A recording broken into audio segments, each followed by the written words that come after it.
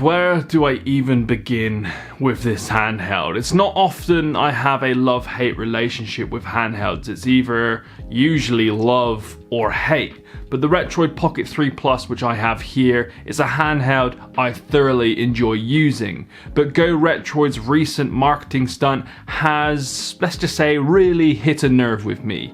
For those that don't know, Go Retroid launched the Retroid Pocket 3 in September, advertising that it's their latest product with ace performance and a new design, enticing as many customers as possible to buy one. And even informing myself that this is their flagship device, which you could say was slight marketing manipulation, as they were hiding information from influencers and publishers that a new handheld was just a few weeks away.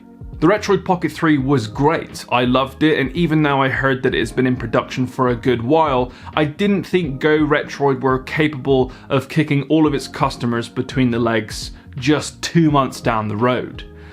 Without enough time for previous customers to get accustomed to their new handheld, they then released the Retroid Pocket 3 Plus for just $20 more than the original, which comes with a new chip, allowing for even better emulation performance. And to piss off previous customers even more, they decided to reduce the Pocket 3 price to $99 for Black Friday. Oh my god. This to me is straight up disrespectful, and I have always held Go Retroid on a high pedestal, but moving forward, it seems they've become like every other Chinese handheld manufacturer, greedy bastards. And I have to apologize to anyone that purchased a Retroid Pocket 3 through my recommendation. I am disappointed that I couldn't see this coming, and I should have done better at guessing that this would have happened.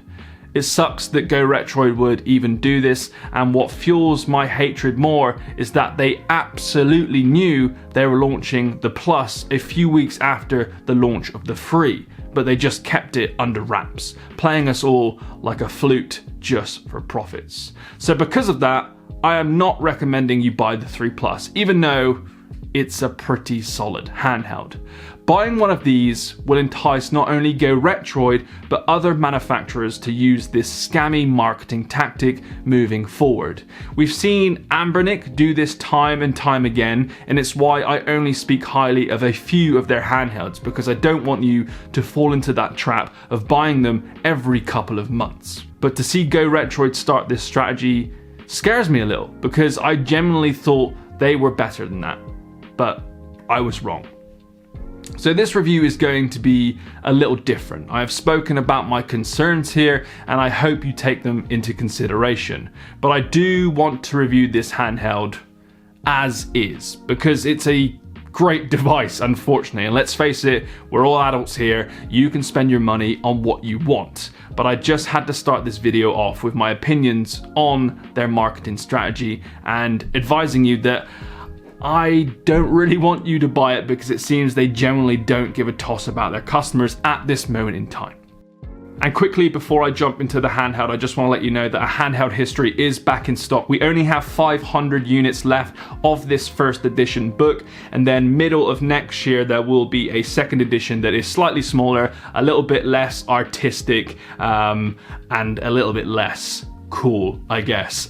So if you want the first edition, be sure to grab it, because they will go fast before Christmas, and if you do order within the next week or two, we will try and get it to you before Christmas, so links below.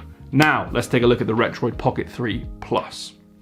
The Retroid Pocket 3 Plus uses the same shell, the same buttons, the same design, and the same screen as the original Retroid Pocket 3. The differences are the new T618 chip alongside upgraded 4GB of RAM, allowing you to emulate games that require just a bit more power. Like I said in our Pocket 3 review, I absolutely love the design. It's not the smallest of handhelds, and I wouldn't even class it as pocket friendly, but it's incredibly slim, features a nice bright touchscreen display, and it has perfectly placed stacked shoulder buttons that are nearly identical to the Nintendo Switch, making it look like a Switch Lite Mini if that were real. I did notice that they have changed the conductive rubbers on the 3 Plus to give it far more feedback than the original. It now feels like I'm actually pressing the buttons down on the 3 Plus instead of lightly touching them on the 3. With the launch of the 3 Plus and to encourage old customers to spend an additional $140, they have released 2 new colors, my favorite being the Atomic Purple, and I can't lie, it does look pretty fire. They have also added an extra 500 milliamps of battery inside, taking the total to 4,500 milliamps. This is to simply keep the 6 to 7 hour lifespan on one charge. When you turn it on again, just like the 3 Plus, you'll be greeted with a custom setup process, something that I think every handheld should have. The handheld will even install all of the emulators needed on Android 11 automatically, making setup easy and ready for you in just 2 minutes.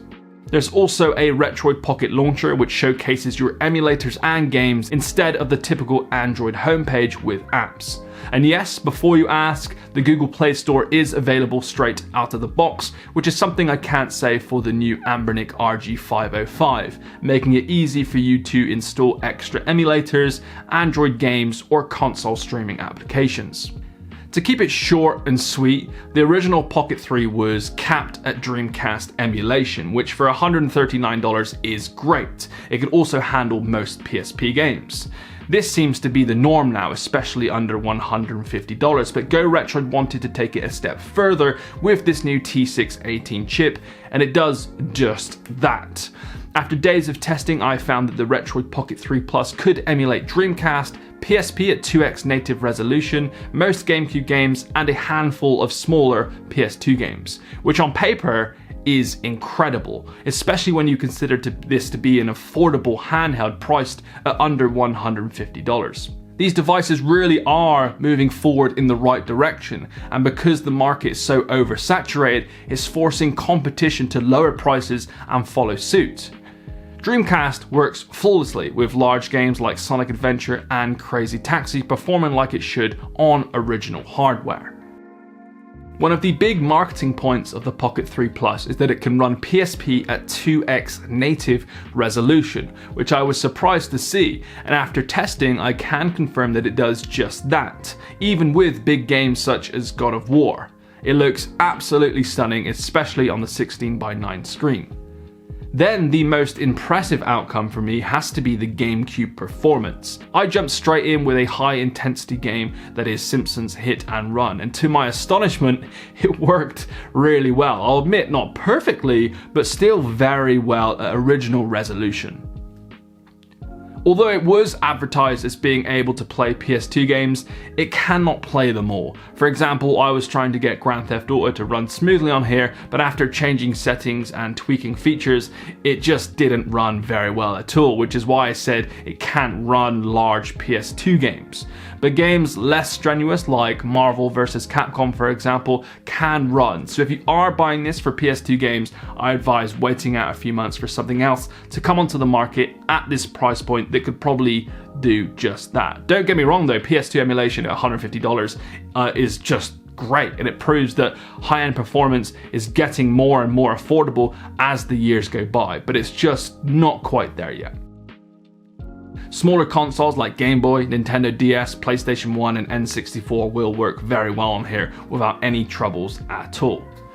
One feature that I wasn't planning to use as much as I did, and it's still available on the original 3, is game streaming. I sync this up to my Xbox account and I have the pleasure of playing my collection on the go without any hiccups. Yes, the screen is a little small, but the horizontal layout and comfortable design makes it a genuine pleasure to play on. Just make sure that you bring your glasses because the text is very, very small. All of that packaged in a high quality slim portable handheld that lasts a good 5 to 6 hours, all for under $150, is what makes it a great device and one that sits high on our best retro handhelds list. This makes the original Retroid Pocket 3 redundant and the one you've bought already outdated. Do I advise upgrading from the 3 to the Plus? Absolutely not. It's just not worth splashing more money at Go Retroid. But if you have a $150 budget and want one of the best retro handhelds on the market that can emulate GameCube games, and you don't care about the shady marketing tactics, then sure, go for it. It's a great handheld, but the lies, not so much.